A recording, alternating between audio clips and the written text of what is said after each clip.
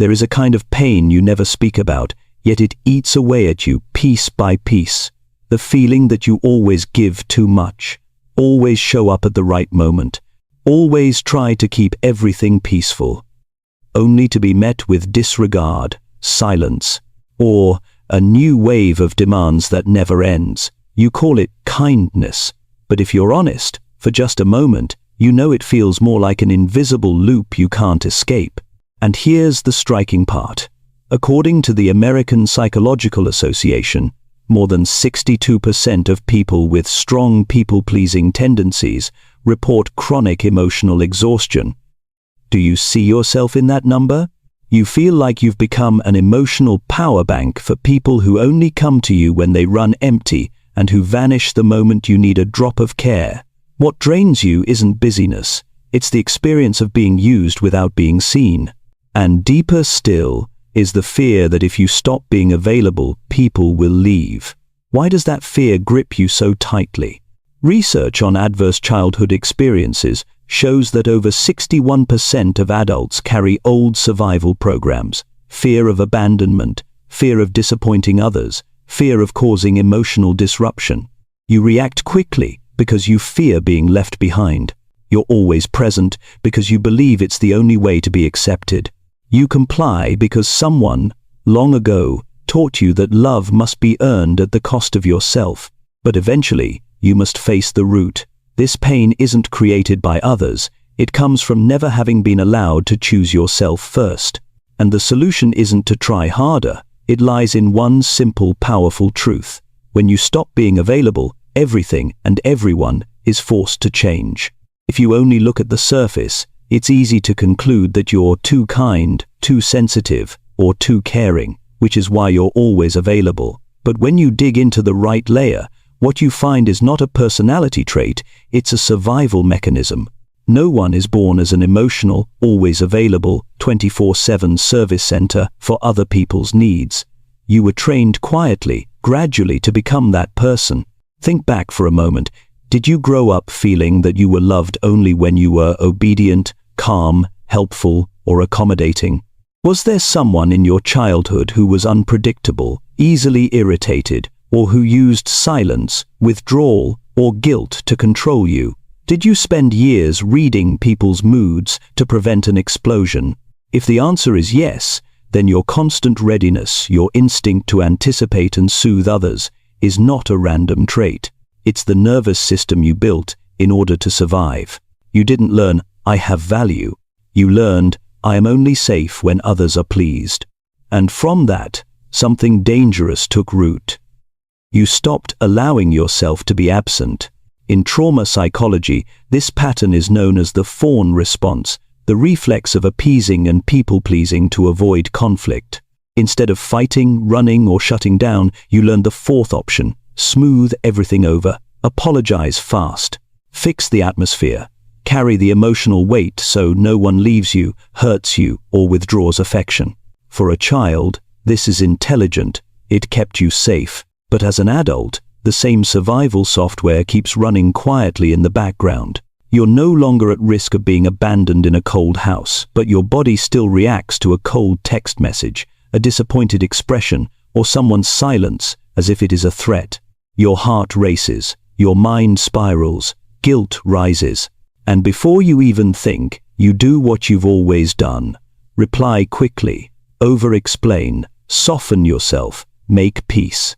You call it not wanting drama, but really, it's your nervous system screaming, "Do something, or you'll be left again." This is exactly where narcissists enter the story like predators. People with narcissistic patterns are experts at reading emotional cues. They sense the tiny panic behind your smile when someone pulls away. They hear the guilt woven into your apologies. They see your fear of losing connection in the way you rush to fix things. And they understand something crucial. If they withdraw a little warmth, a little attention, a little validation, you will chase. Your system is pre-programmed to supply them with emotional energy. They don't need to shout or threaten. They just press the buttons you've left exposed. Strategic silence, vague disappointment, subtle blame, emotional distance, and suddenly you're back in the familiar position, explaining, proving, correcting, apologizing. You think you're holding on to love, but in reality, you're surrendering control of your entire emotional system. Here's the cold truth. Most of what you do today is not coming from conscious choice. It is coming from unupdated emotional maps. You respond to partners, friends, colleagues as if they are extensions of the people who once hurt you. You stay available not because you want to, but because you cannot tolerate the feeling of disappearing. You would rather be used than be irrelevant? This leads to the hardest question, the one most people avoid. If I had grown up believing my presence was enough, would I still feel the need to be constantly available today? When you dare to answer this honestly, something becomes painfully clear. The problem didn't begin today. It began when you learned to treat your availability as the price you must pay for safety. And right at the moment you see this truth, a door opens the door to a completely different way of living. To understand why being available for everyone drains you more than any job ever could, we have to face a truth most people avoid. You're not just emotionally tired, you're biologically exhausted. Your body is programmed to detect danger, but when danger takes the form of sudden anger, cold criticism, or loaded silences, your nervous system can't tell the difference. It activates as if you're facing a real threat, and tragically, it does this every single day. That's why a short, blunt message can make your heart tighten, why a sigh feels like walking on eggshells, why a slight shift in tone forces you to fix something immediately. You think it's sensitivity, but in reality, it's a nervous system conditioned to live in prolonged vigilance. The origin of that vigilance isn't in your present life. It comes from the years you spent learning to read other people's moods just to keep the peace. A displeased glance, a loud sound, a subtle criticism. These were once warning signs you had to recognize early for your own safety. You grew up and left that environment, but your nervous system didn't. It continues operating as if any disagreement could endanger you. So you react quickly, show up instantly, and overcorrect constantly, not because you're too kind, but because somewhere deep in your unconscious, you fear that if you don't, everything will fall apart. That fear isn't a thought, it's a program.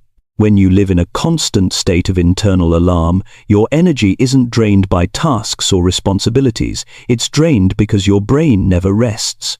You wake up tired, you feel exhausted, even when you haven't done much. A simple conversation can wipe you out. This isn't laziness or weakness, it's emotional nervous system burnout, a state where life force is consumed by anxiety, hypervigilance, and the relentless effort to predict other people's emotions. And in that depletion, you become the easiest target. Ordinary people sense your emptiness. Narcissists exploit it without hesitation. To a narcissist, you're not a person, you're a source of supply. They read your level of readiness, your reflexive responsiveness, your habit of extinguishing conflict before it even starts. All they have to do is offer a bit of silence, a small critique, a calculated sulk, and you immediately pour energy into them. Every reaction you give sends an invisible signal. I can be controlled. And to break that pattern, you have to face the harshest question of all.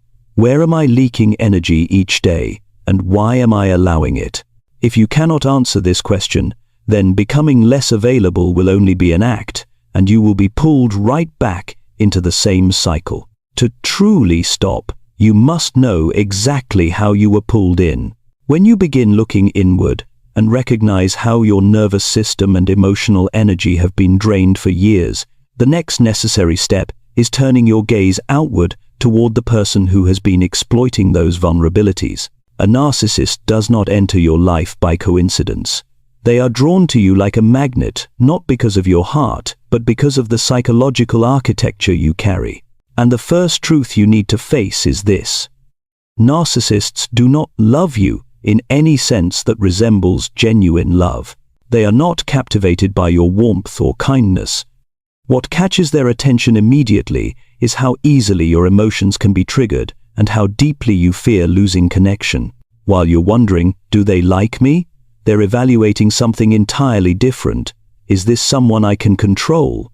And for that assessment, They don't need weeks or months. A few small tests are enough. Think back, things rarely begin with overt cruelty. They start with subtle experiments, a deliberately delayed reply, a half-joking insult to see if you'll apologize for no reason, a calculated coldness to check whether you'll panic and try to pull them closer. Each time you react, you aren't merely responding to the situation, you are feeding them data. You are showing that abandonment terrifies you, that you habitually take responsibility for others' emotions, and that your nervous system cannot tolerate instability. To them, those signals are perfect control buttons. Narcissistic dynamics follow a ruthless formula. They create the lack, and you rush to fill it. They withdraw warmth exactly when you need reassurance. They use silence as a weapon. They plant doubt, so you double your effort. You think you're trying to save the relationship, but in reality, you are being trained to become more compliant, more reactive, and more emotionally available on command. Here is the cruel irony. You believe you're improving yourself, but in truth, you're being programmed. Programmed to endure more. Programmed to react faster whenever they shift their tone. Programmed to believe that if you just become better, more patient, more understanding, everything will change. But nothing changes except you losing more of yourself while they gain more control. Pay close attention. Narcissists rarely speak directly. They prefer ambiguity, insinuations, half-sentences that create unease. Phrases like, "I don't know what's wrong with you lately. Maybe you should think about what you did. Not everyone could tolerate someone like you," are not meant to communicate. They are meant to destabilize you. They operate by making you turn on yourself, searching for faults, adjusting your behavior, chasing approval that never arrives. The easier you self-blame, the easier you are to control. And this mechanism works best with a specific kind of person. Someone who has been taught that other people's emotions matter more than their own. Someone who grew up in environments where they had to be alert, where silence meant danger, where love was conditional. Such a person is already primed to fix themselves in order to keep peace. So when they meet a narcissist, they don't see manipulation, they see a familiar burden, something they must carry, something they must repair. That is the exact moment the narcissist tightens the strings. What narcissists exploit is not your weakness, it is the distorted beliefs you carry from your past. If I am good enough, they won't leave. If I stay patient, they will change. One state and everybody so. If I'm not available instantly, I'm a bad person. They hear these beliefs in your tone, see them in your reactions, sense them in your panic. And because these beliefs already exist inside you, they never need to force you your own fears, shepherd you back into submission. But look closely, and you will see a cold yet liberating truth. Narcissists are not stronger than you. They are merely unrestrained by guilt. They don't lose sleep after hurting you. They don't wrestle internally when withdrawing affection. They don't feel anything when they stonewall you. Meanwhile, the smallest shift in their behavior sends shockwaves through your entire nervous system. This imbalance is exactly why they dare to play with silence, emotional deprivation, and psychological distance. They know you will break first. Escaping this mechanism requires more than blocking them or refusing to respond. Behavioral change alone is never enough. As long as the belief, "my worth depends on being available," still lives inside you, you will continue attracting new versions of the same dynamic, just wearing different faces. The first step toward true liberation is confronting a brutally honest question. Why have I allowed others to determine my value based on whether they need me? The answer lies in the place where you surrendered your power. And the moment you see that clearly, their entire game begins to collapse. There is a moment every narcissist fears, a silent terror they never name, never acknowledge, yet feel vibrating beneath their skin like an impending fracture. The moment you stop being available, the moment you no longer rush in when they go quiet, the moment you no longer panic when their tone shifts, the moment you no longer react on command. To you, it might seem small. To them, it is a psychological earthquake, because they don't need you. They need your reactions. They feed on every flicker in your eyes, every tremor in your voice, every tightening in your chest. The more you are destabilized, the more powerful they feel. They read you like an open book, and they use your emotions as the scaffolding that holds up their grand illusion of superiority. But when you switch off those emotional signals, they suddenly have no materials left with which to build their identity, and the only thing they hear is the echo of their own emptiness. When you stop being available, their inner world collapses into primal chaos. They once controlled you with silence, watching you scramble to regain balance. But now, that same silence doesn't pull you toward them, it pulls them into their own abyss. They once used a cold stare to make you explain yourself, but now it does nothing, and panic begins to crawl up their spine. If you no longer react, who am I? A question they've avoided their entire life. They are not afraid of losing you. They are afraid of losing the version of themselves your reactions used to validate. They are afraid of losing their favorite mirror, the one that reflected them as powerful, desired, superior. And when that mirror goes dark, they experience a kind of psychological suffocation, a desperate search for oxygen that no longer exists. So they shapeshift, they scramble, one moment gentle as silk, the next sharp as glass. They throw out old tactics like fishing lines, a sweet message, an unexpected apology, a sudden distance, a subtle jab, all designed to answer one question: do I still control you? If you waver just a little, they breathe again. The illusion revives. But if your silence holds, if you remain unmoved in that calm they cannot penetrate, they face their ultimate terror, the collapse of their imagined power.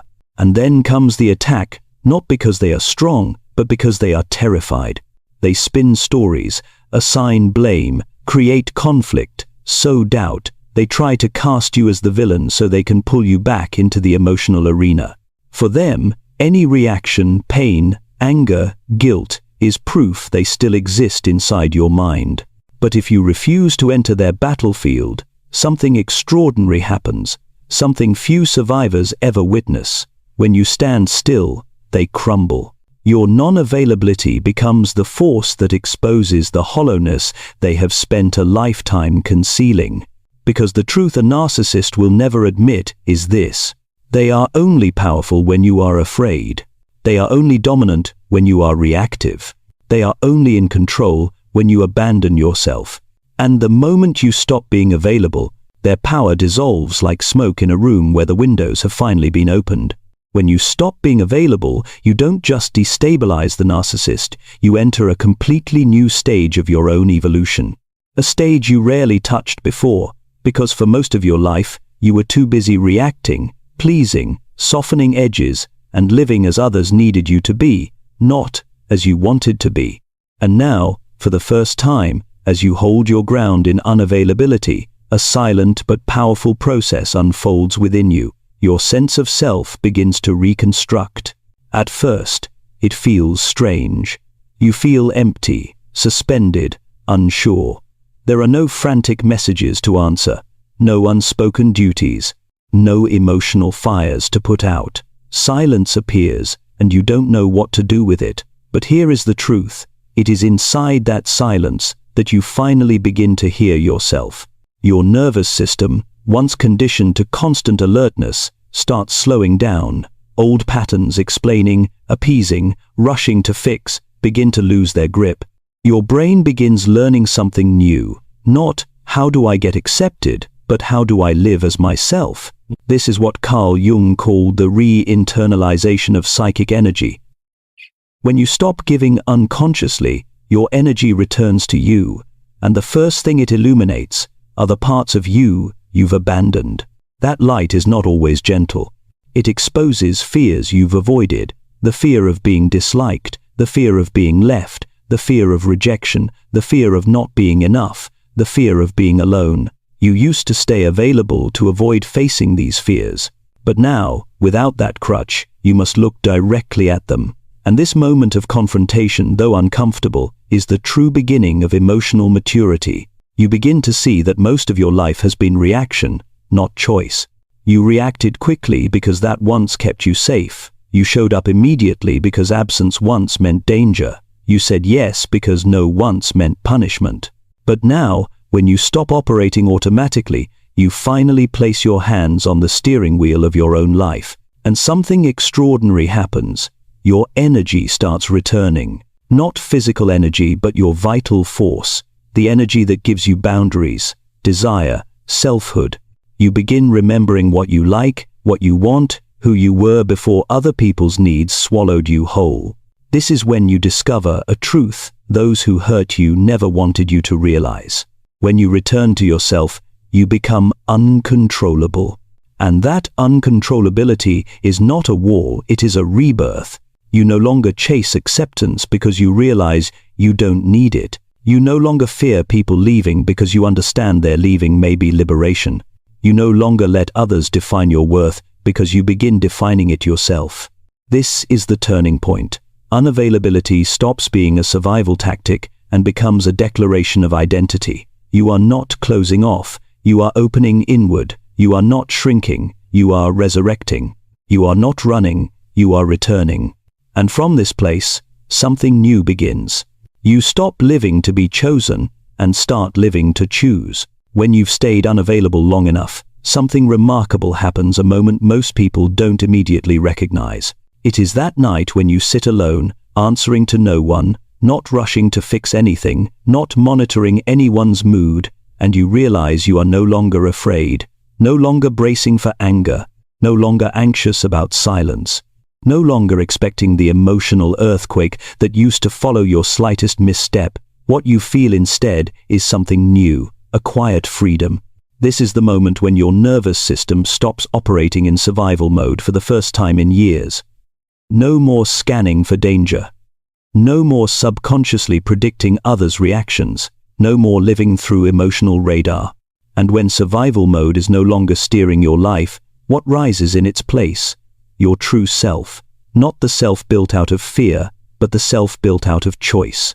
At this stage, clarity begins to take shape in ways you never imagined. You recognize that you once confused anxiety with care, that you mistook self-abandonment for generosity, that you believed being more accommodating would eventually earn you love. But as your energy stops leaking into the void of other people's demands, your mind sharpens. It begins to distinguish between love and dependence, between connection and consumption, between kindness and self-erasure.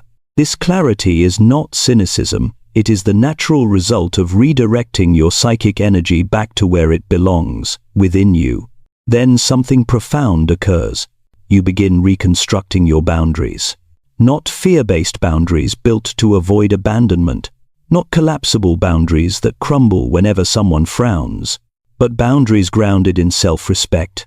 You say no without trembling. You stay silent without guilt. You walk away without feeling disloyal. And strangely enough, this is when the world starts shifting around you. Those who relied on your availability panic or disappear. Those who are emotionally mature start gravitating toward you. Relationships become lighter, clearer, more reciprocal. Yet the greatest shift isn't in others, it's in how you relate to yourself. You speak to yourself with compassion. You stop blaming yourself for the years you were manipulated. You understand your former vulnerability, and you know you will not repeat it. Because your unavailability is no longer an act of rebellion, it is an act of self-alignment. This is the final turning point. You stop living in reaction and start living in intention. You no longer ask, how do I make them like me? You ask, does this serve my well-being? You no longer try to hold on to people at any cost. You hold on to your peace first. You no longer chase connection. You choose connection. And eventually, you enter the state narcissists fear most. The state of inner sovereignty, unpressured, undirected, unreachable. Not because you built walls, but because you built a foundation of worth, limits, respect, and loyalty to yourself. From this place, you no longer ask, how do I avoid getting hurt? You say, I know who I am, and because of that, nothing can touch me the way it once did. Isa, if you have arrived here, it means a part of you has understood, and another part is awakening. You're no longer just listening to analysis, you're confronting yourself. You've seen how your nervous system was programmed for vigilance, how narcissists weaponize your availability, how they collapse when you stop playing the role they assigned you, and most importantly, you've seen what emerges when you hold your unavailability. The real you, stronger than you ever imagined. Pause for a moment and take in the whole journey. You began with invisible pain, the feeling of being used, drained, and taken for granted. You lived in hypervigilance, afraid of conflict, conditioned to respond instantly to prevent emotional explosions, not because you were weak, but because once, reacting quickly was your only way to survive. Then came the brutal revelation. Narcissists were never drawn to you, they were drawn to the energy you provided. Your constant availability didn't make you more lovable, it made you more exploitable.